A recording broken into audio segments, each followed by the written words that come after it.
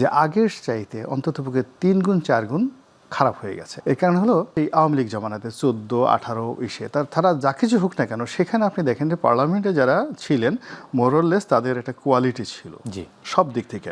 আপনি সেটার সঙ্গে যদি রেশিও ধরেন, এই বছরে যদি আপনি প্রার্থী তালিকা দেখেন, তাহলে আপনি দেখবেন 2009 সালে আমরা যখন প্রার্থী ছিলাম, আমাদের কথা বাদ, তার মানে হচ্ছে আওয়ামী লীগের যে পার্লামেন্ট ছিল সেই পার্লামেন্টে কিছুটা কোয়ালিটি ছিল আপনি বলতে চাচ্ছেন। মানে এখন যেভাবে সম্ভাব্য যেটা তার সাথে অনেক ভালো কোয়ালিটি ছিল। আমাদের দেশে যখন যে নির্বাচনী বিধি ব্যবস্থা, কোনো একটা নির্বাচন 1 কোটি টাকার নিচে হবে না। আর অনেক অনেক এলাকা আছে নোয়াখালীর মতো জায়গাতে, সেখানে মিনিমাম 10 কোটি টাকা থেকে 20, 25, 50 কোটি টাকা পর্যন্ত খরচ হয়ে যায়। এটা ডিপেন্ড যে প্রতিদ্বন্দ্বী প্রার্থী সে কতটা ধনী।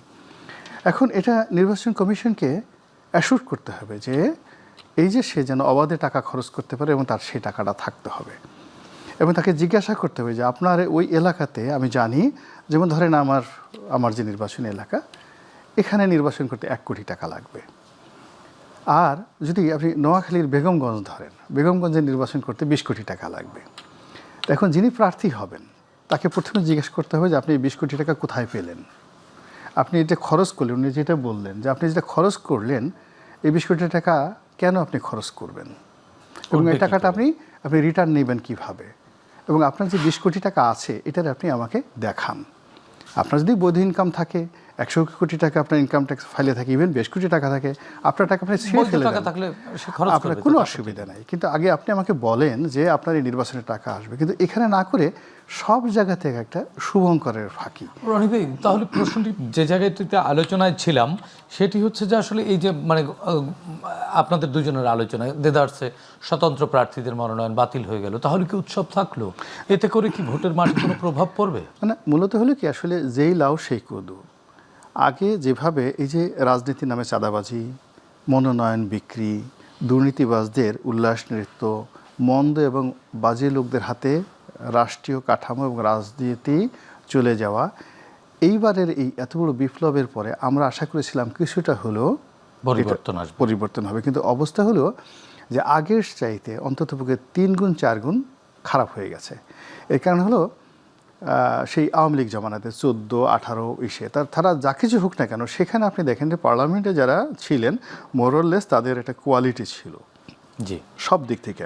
আপনি সেটার সঙ্গে যদি রেশিও ধরেন, এই বছরে যদি আপনি প্রার্থী তালিকা দেখেন, তাহলে আপনি দেখবেন 2009 সালে আমরা যখন প্রার্থী ছিলাম, আমাদের কথা বাদ, তার মানে হচ্ছে আওয়ামী লীগের যে পার্লামেন্ট ছিল সেই পার্লামেন্টে কিছুটা কোয়ালিটি ছিল আপনি বলতে চাচ্ছেন। মানে এখন যেভাবে তার সাথে অনেক ভালো কোয়ালিটি ছিল। মেজাজটা এমন গরম হয়ে যায়, থাকে গুলশান বনানীতে 10 লাখ 15 লাখ টাকার বাংলো বাড়িতে ভাড়া অথবা কিনে, সে বলছে যে তার বাৎসরিক ইনকাম 7 লাখ টাকা, চড়ে 10 কোটি টাকা দামের গাড়িতে। তো এই লোক 7 লাখ টাকা ইনকাম তার বছরে হয় কি করে? তো প্রথমেই চাপকানো উচিত, আচ্ছা মতো পিঠ লাল করে দেওয়া উচিত, যে পিটিয়ে যে তুমি যে বাড়িটাতে থাকো ওটার ভাড়াই তো মাসে 10 লাখ টাকা, তুমি টাকা পাও কই? তুমি এই 7 লাখ টাকা ইনকাম আসলে কোত্থেকে? এই যে অনেকগুলো জিনিস আসে। আবার একজন লোক সরকারি একটা চাকরি করত, তো সরকারি একটা চাকরি করত কি ছিল, একজন টিওনো পর্যায়ের কর্মকর্তা ছিল। এরপর হঠাৎ করে এমপি হয়ে গেল। এমপি হওয়ার পরে বিরাট একটা সময় জেলে ছিল। এখন দেখা গেল সেই সমস্ত লোকের বছরে 10 কোটি টাকা ইনকাম। আমাদের প্রশ্ন যে এই 10 কোটি টাকা তুমি মাসে ইনকাম আসলো কোত্থেকে? তোমার তো বাপের কিছু ছিল না, your father was A poor man. তুমি জীবনের শুরু করছো একটা টিওনোর মানে এসিল্যান্ডের চাকরি দিয়ে, তারপর তুমি এই কয় বছর 2 বছর বা 3 বছর তুমি মেম্বার অফ পার্লামেন্ট ছিল, তোমার এই টাকা হলো কোত্থেকে? আবার মানে এখানে এক গ্রুপ বলছে আমার টাকা আছে, আর এক গ্রুপ বলছে টাকা নাই। এরকম ভণ্ডদের দিয়ে তো আসলে রাজনীতি হবে না। তো আমার কাছে মনে হচ্ছে যে এবার যারা একটা বিষয়কে নির্বাচন করতে যাচ্ছে, তাদের প্রথমে উচিত ছিল এই স্বতন্ত্র প্রার্থীদের জন্য দরজা উন্মুক্ত করে দেওয়ার ক্ষেত্রে প্রথমত বলা যে এই 1% দরকার নেই, এবং এখানে ভালো মানুষদের জন্য কিছু ইনসেন্টিভ দরকার ছিল। যেমন দেখা গেল যে একজন মানুষ 30 বছর সে ইনকাম ট্যাক্স দিচ্ছে।